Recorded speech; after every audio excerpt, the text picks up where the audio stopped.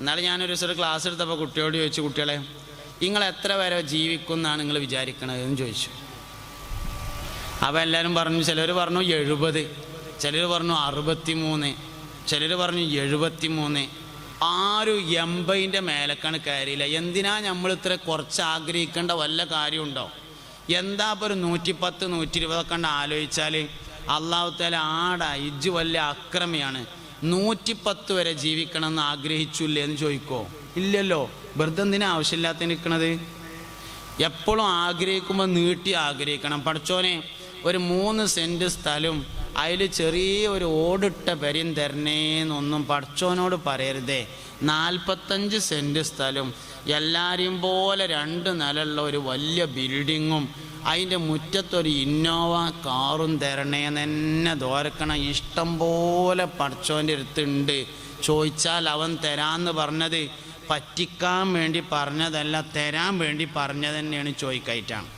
അപ്പോൾ വയസ്സാവുമ്പോൾ ഞാൻ ദണ്ണത്തിൽ കിടക്കുന്നു, ദണ്ണത്തിൽ കിടക്കുമ്പോൾ മരുന്നെടുത്ത് തരാൻ ആൾ വേണമെന്നും നമ്മൾ മനസ്സ് കണക്ക് കൂട്ടിയാൽ അങ്ങനെ തന്നെ സംഭവിക്കും. എന്തിനാ അങ്ങനെ കണക്ക് കൂട്ടേണ്ട ആവശ്യം? അതിൻ്റെ ഒരു ആവശ്യമില്ലല്ലോ. പിന്നെ ഉള്ളത് സ്വത്തും മുതലിനും ഒരു അനന്തരാവകാശി വേണ്ടേ എന്നാണ്. അനന്തരാവകാശി ഉണ്ടായില്ല എന്ന് വെക്കുക, ആരുമില്ല മരിച്ചപ്പോൾ. അവസാനം തഹസിൽദാർ വന്നിട്ട് അതിൻ്റെയൊക്കെ കണക്കെടുത്തുങ്ങാണ്ട് ഗവൺമെൻറ് കണ്ട് കെട്ടിക്കൊണ്ടുപോയി. എന്നാൽ നമ്മൾ ഖബർ കിടക്കണ സമയത്ത് മുങ്കർ നക്കീർ അലൈഹിസ്സലാം വന്നിട്ട് ഇരുമ്പിൻ്റെ ദണ്ടും കയ്യിൽ പിടിച്ചിട്ട്, ആടാ ഇജ് കുറേ മുതലുണ്ടാക്കിയിട്ട് ഗവൺമെൻറ്റിക്ക് കൊടുത്ത് വന്നിക്കല്ലേ എന്ന് ചോദിച്ചങ്ങാണ്ട് അടി കിട്ടുമോ? ഇല്ലേ. അത് നമുക്ക് വെറുതെ ആവശ്യമില്ലാതെ തോന്നിയതാണ്, ഒന്നും വരില്ല, അത് വെറുതെ തോന്നിയതാണ്, അതുകൊണ്ടൊന്നും കാര്യമില്ല. പിന്നെ ജീവിതകാലത്ത് അത് ഉപയോഗപ്പെടുത്താൻ പറ്റിയ നല്ല നല്ല നല്ല നല്ല കാര്യമാണ്. 2 വകുപ്പ് ചെയ്തമാതിരി 2 വകുപ്പ് ചെയ്തു, നല്ല കാര്യമാണ്, വളരെ നല്ല കാര്യമാണ്. അള്ളാഹു അതിൻ്റെ മിസ്രി സവാബിനെ അവരുടെ ഖബറിലേക്ക് എത്തിച്ചു കൊടുക്കട്ടെ. അതിൻ്റെ ഒരു മദദിനെയും അതിൻ്റെ ഒരു നൂറിനെയും അവരുടെ ഖബറിലേക്ക് അള്ളാഹു എപ്പോഴും നിലനിർത്തട്ടെ. നല്ല കാര്യമാണ്. മുതലിൻ്റെ ഏറ്റവും വലിയ ഉപകാരം എന്താ? മുതലിൻ്റെ ഏറ്റവും വലിയ ഉപകാരം ആശുപത്രി കൊടുക്കലല്ല, പെരകയറ്റലല്ല, സ്വതക്ക ചെയ്യലാണ് പണത്തിൻ്റെ ഏറ്റവും വലിയ ഉപകാരം. കൂട്ടത്ത് പറഞ്ഞു എന്നേ ഉള്ളൂ.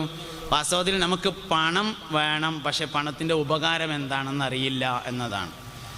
ചരിത്രം മൊത്തം നിങ്ങൾ പരിശോധിച്ച് നോക്കി. ലോകത്ത് മുതലാളിയായ ഏതെങ്കിലും മുതലാളി ഉണ്ടോ? ഓനോ ഓൻ്റെ വാപ്പേ വാപ്പാൻ്റെ വാപ്പേ സ്വതക്ക കൊടുക്കാതെ മുതലാളിയായിട്ടില്ല. ഇതൊരു വലിയ സത്യമാണ്. കാരണം 1ന് 10 കിട്ടുന്ന ബിസിനസ് സ്വതക്ക അല്ലാത്ത വേറൊരു ബിസിനസ്സും ഇല്ല. 14%, 17% പലിശ കിട്ടിയാൽ 10 ഇരട്ടിയാവില്ല. 100% എന്ന് പറഞ്ഞാൽ 2 ഇരട്ടിയാണ്. 1 ലക്ഷത്തിൻ്റെ 100% എന്ന് പറഞ്ഞാൽ 2 ലക്ഷം ആവുള്ളൂ, 10 ലക്ഷം ആവൂല. 1ന് 10 ഇട്ടുന്നത് സ്വതക്ക മാത്രമേ ഉള്ളൂ, വേറെ ഒരു ഇടപാടും അങ്ങനത്തെ ഇല്ല. പക്ഷെ എന്തേ കാര്യം? കിട്ടുമെന്ന് പറഞ്ഞത് മുത്തുനബിയാണ് എന്നുള്ള ഈമാൻ നമുക്ക് ഉണ്ടായില്ല എന്നുള്ളതാണ് പ്രശ്നം. 1ന് 10 കിട്ടുമെന്ന് പറഞ്ഞത് മുഹമ്മദ് നബി സല്ലല്ലാഹു അലൈഹി വസല്ലം തങ്ങളാണ് എന്നും അത് വഹയിൻ്റെ ഇൽമാണ് എന്നും വിശ്വസിക്കാൻ നമുക്ക് കഴിഞ്ഞില്ല എന്നതാണ് യഥാർത്ഥത്തിൽ പ്രശ്നം. ഒരു മനുഷ്യന് തൻ്റെ ഹിസാബ് ബോധ്യപ്പെടുന്നത് 3 സമയത്താണെന്നാണ്. ഒന്ന് മരിക്കണ നേരത്ത്. മരിക്കുമ്പോൾ ഒരു ഹിസാബുണ്ട്. അതെങ്ങനെ ഹിസാബ്? ജീവിതത്തിൽ കഴിഞ്ഞുപോയ എല്ലാ സംഭവങ്ങളെയും ഒരിക്കൽ കൂടി കാണിച്ചു കൊടുക്കുന്നതാണ് മരിക്കുമ്പോഴുള്ള ഹിസാബ്.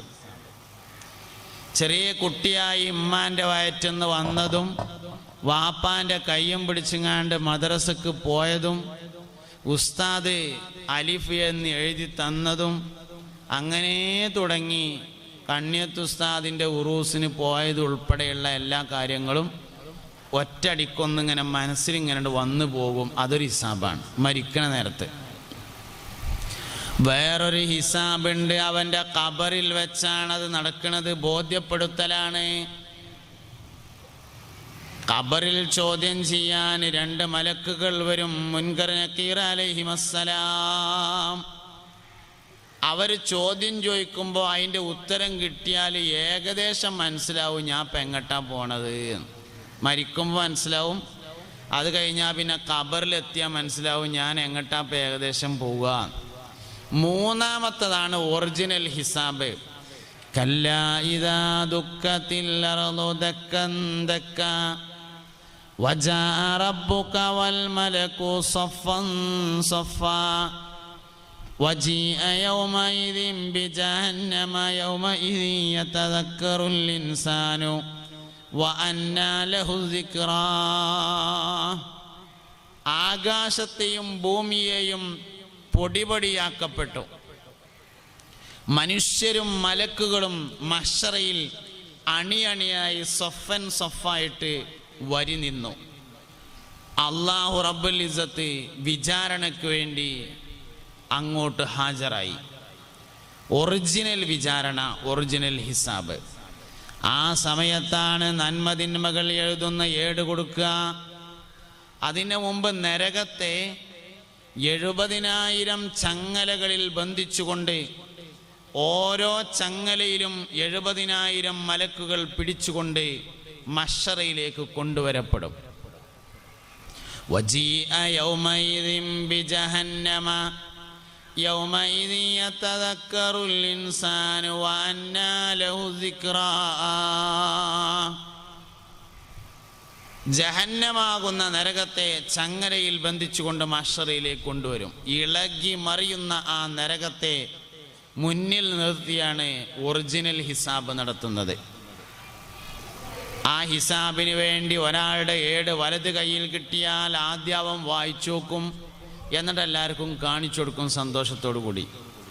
അവൻ അവൻ്റെ ബന്ധുക്കളിലേക്ക് സന്തോഷപൂർവം ചെന്ന് ചേരും എന്ന് ഖുർആൻ. فأما من أوتي كتابه بيمينه فسوف يحاسب حسابا يسيرا وينقلب إلى أهله مسرورا. ഇനി വേറൊരാള് وأما من أوتي كتابه وراء ظهره.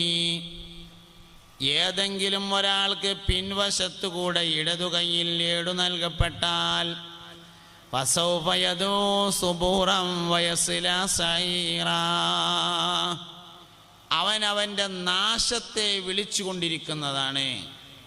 ഇടത്തെ കയ്യിൽ ഏട് കിട്ടിയാൽ ഓൻ ആർക്കും കൊടുക്കാതെ കക്ഷത്തിൽ വെക്കും. ഓൻ്റെ ഏട് ഓനൊന്നിങ്ങനെ നോക്കുമ്പോൾ കാണുന്നതൊക്കെ ഓന് എതിരുള്ളതാണ്. അപ്പോൾ കക്ഷത്തേക്ക് വെക്കും, ആർക്കും കാണിച്ചു കൊടുക്കൂല.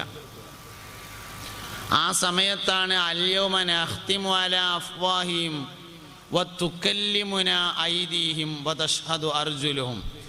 വായകൾക്ക് സീൽ വെക്കുന്നതും കൈകൾ സംസാരിക്കുന്നതും കാലുകൾ സാക്ഷി നിൽക്കുന്നതും ആ സമയത്താണ്. അവനെ പരിഹസിച്ചുകൊണ്ട് അള്ളാഹു പറയുന്നുണ്ട്, ഇന്നഹു കാന ഫീ അഹ്ലിഹി മസ്റൂറ.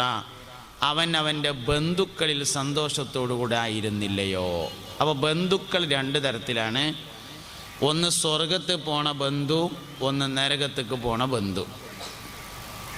സ്വർഗാവകാശിയുടെ ബന്ധു ആവണോ അവൻ സ്വർഗത്തിൽ പോയിരിക്കണം. നരകാവകാശിയുടെ ബന്ധു നരകാവകാശിയായിരിക്കും. അപ്പം രക്തത്തിൽ പിറന്നതുകൊണ്ട് മാത്രം ബന്ധു ആവൂല എന്ന് ഇതിന് മനസ്സിലാവും. രക്തത്തിൽ പിറന്നുകൊണ്ട് മാത്രം ബന്ധു ആവൂല. നൂഹ് നബിനോട് അള്ളാഹു തആല അത് പറഞ്ഞിട്ടുണ്ട്. നൂഹേ, നിങ്ങളെ മകൻ നിങ്ങളെ ബന്ധു അല്ല എന്ന് പറഞ്ഞിട്ടുണ്ട്. നൂഹ് നബി അലൈഹിസ്സലാം 900 ചില്ലാനം വർഷം ദീനീ പ്രബോധനം നടത്തി. 100-ൽ താഴെ ആളുകൾ മാത്രം ഇസ്ലാം സ്വീകരിച്ചുള്ളൂ. ദുഃഖിതനായ നൂഹ് നബി അലൈഹിസ്സലാം 2 കൈയും ഉയർത്തി അല്ലാഹുവിനോട് ദുആ ചെയ്തു. റബ്ബി ലാ തദർ അലൽ അർളി മിനൽ കാഫിരീന ദയ്യാറാ. അല്ലാഹുവേ, കാഫിരീങ്ങളിൽ നിന്ന് ആരെയും ഈ ഭൂമിയിൽ നീ വെച്ചേക്കരുതേ. അല്ലാഹു ദുആ സ്വീകരിച്ചു. 40 വർഷങ്ങൾക്ക് ശേഷം വലിയ ഒരു ജലപ്രളയമുണ്ടായി. നൂഹ് നബിയോട് അല്ലാഹു തആല, നൂഹേ, നിങ്ങളെയും നിങ്ങളുടെ ബന്ധുക്കളെയും ഞാൻ സംരക്ഷിച്ചു കൊള്ളാം എന്ന് പറഞ്ഞിരുന്നു. നൂഹ് നബിയുടെ കപ്പൽ പണി പൂർത്തിയായി. വെള്ളം അടിയിൽ നിന്ന് പൊന്താൻ തുടങ്ങി, മുകളിൽ നിന്ന് മഴ വർഷിക്കാൻ തുടങ്ങി. ജലനിരപ്പ് ഉയർന്നുയർന്നു വന്നുകൊണ്ടിരുന്നു. നൂഹ് നബി അലൈഹിസ്സലാമും വിശ്വസിച്ച ആളുകളും എല്ലാ ജീവികളിൽ നിന്നും ജോഡികളും കപ്പലിൽ കയറി. നൂഹ് നബി അലൈഹിസ്സലാമിൻ്റെ മകൻ മാത്രം കയറിയില്ല. ദുഃഖിതനായ നൂഹ് നബി അലൈഹിസ്സലാം മകനെ വിളിക്കുന്ന ഒരു രംഗം പരിശുദ്ധമായ ഖുർആൻ സൂറത്ത് ഹൂദിലൂടെ വിവരിക്കുന്നുണ്ട്. വനാദാ നൂഹു ഇബ്നഹു, നൂഹ് നബി അലൈഹിസ്സലാം തൻ്റെ മകനെ വിളിച്ചു. യാ ബുനയ്യ ഇർകം മഅനാ, മോനെ നീ ഈ വാഹനത്തിൽ കയറിക്കോ. വലാ തകും മഅൽ കാഫിരീൻ, കാഫിരീങ്ങൾ എന്ന ഒരു വിഭാഗമുണ്ട്, അവരോടൊപ്പം നീ പെട്ടുപോകരുതേ. മകൻ പറഞ്ഞു, വാപ്പാ സആവീ ഇലാ ജബലിൻ യഅസിമുനീ മിനൽ മാഇ, ഞാൻ നിങ്ങളുടെ കപ്പലിൽ കയറുന്നില്ല, ഞാൻ ഏതെങ്കിലും മലകളിൽ കയറി രക്ഷപ്പെട്ടുകൊള്ളാം. ഞാൻ എന്തൊക്കെയാണ് നടക്കണമെന്ന് നോക്കട്ടെ, ഞാൻ ഏതെങ്കിലും ഉയരമുള്ള മലമ്മ കയറിക്കൊണ്ട് കപ്പലിൽ കയറണില്ല. വാപ്പ പറഞ്ഞു, മോനെ ലാ ആസിമൽ യൗമ മിൻ അംരില്ലാഹി ഇല്ലാ മൻ റഹിം, ഇന്ന് ഈ കപ്പലിൽ കയറിയവരല്ലാതെ രക്ഷപ്പെടൂല മോനെ. ഇന്ന് ഈ കപ്പലിൽ കയറിയവരെ രക്ഷപ്പെടുള്ളൂ, വേറെ ആരും രക്ഷപ്പെടൂല. അതുകൊണ്ട് നീ ഈ കപ്പലിൽ കയറിക്കോ, അള്ളാഹു റഹ്മത്ത് ചെയ്തവരല്ലാതെ രക്ഷപ്പെടുകയില്ല.